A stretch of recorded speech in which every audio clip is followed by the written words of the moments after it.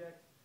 Today what we're thinking about is how do we zhuzh up basic kind of stretches that everyone knows. So if you have a repertoire of things that you know that work for you, how do we improve that?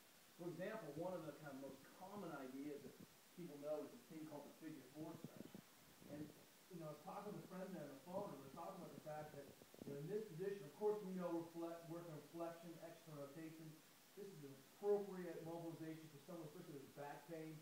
The back is protected, for example. But in this situation, if I pull up and I don't have myself up on the table, or this is a very common position. If I can get a band to get some distraction force in here, it really improves the quality and nature. The problem is some of the capsule stuff, the proximal tissues, the high tissues, end up being much, much stiffer than maybe some of the lower tissues. So by the time I've gotten in there and really wound this thing up, I'm hitting the lower tissues. I don't ever kind of really start to have a conversation with the things that really need it. Take a look at this. You just take your basic figure 4, and we add the band. It's like putting it on steroids. So I put the band in that hip crease, cross my leg, and now in this position, I've probably got 150 pounds of band tension or so, and then I pull myself up, give myself a nice wedge as I go. But in this position, that hip is being pulled and really capturing that piece of the corner of the hip capsule that I'm after.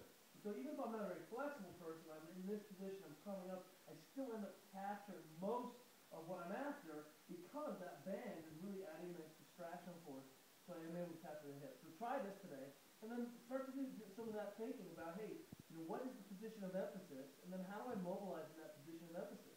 Flexion, external rotation is an easy hip move to improve the quality. Adding that band really, really makes a difference in the quality of that mobilization. I think it makes it much more effective. Makes it much more timely. You don't have to hit it as often as the band changes the game. All right. So here's another idea. This is homework number 2. And literally most of the time we're thinking is about how do I put myself into a position where I'm having an issue or identify that position of emphasis where I'm having entrapped tissue. A lot of times we're going to end up sitting for long periods of time. This hip flexor, this mass, this flexor WOD, TFL and mass, it's really short. Ties into the glutes. We've talked about this before.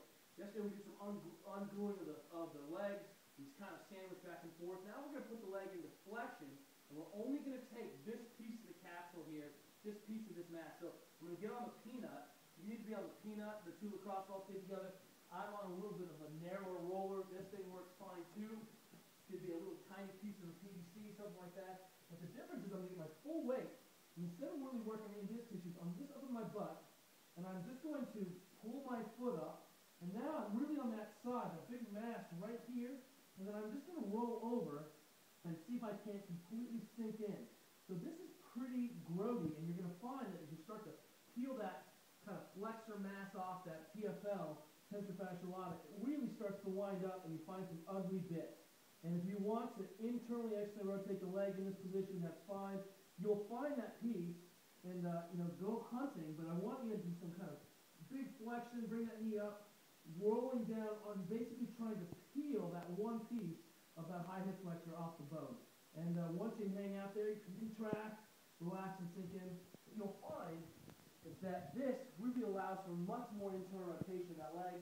It unwinds and kind of gives breathing into that glute. As you end up in this compressed position where this tissue is maximally loaded, like squat wide or pull wide, you'll find you have a little bit better hip function. Last idea, kind of in this notion that we were taking at first, is if I can use a band to kind of improve.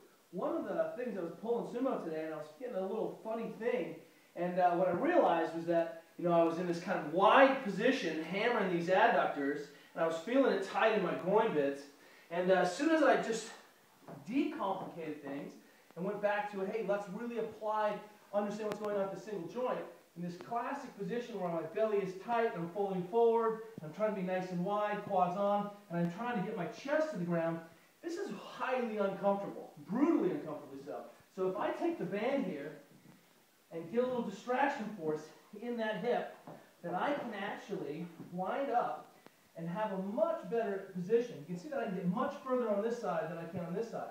So by biasing that hip capsule position, I'm able to get into a much more effective middle split, or start a conversation about middle splits without that feeling of horror and terror.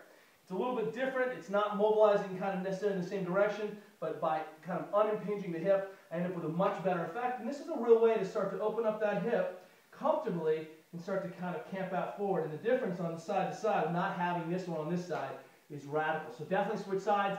Thinking about it classically, how do I control a single joint and work on that restriction to the single joint? That's it. Good luck on this. That's going to be several Wolverines worth. Talk to you guys tomorrow.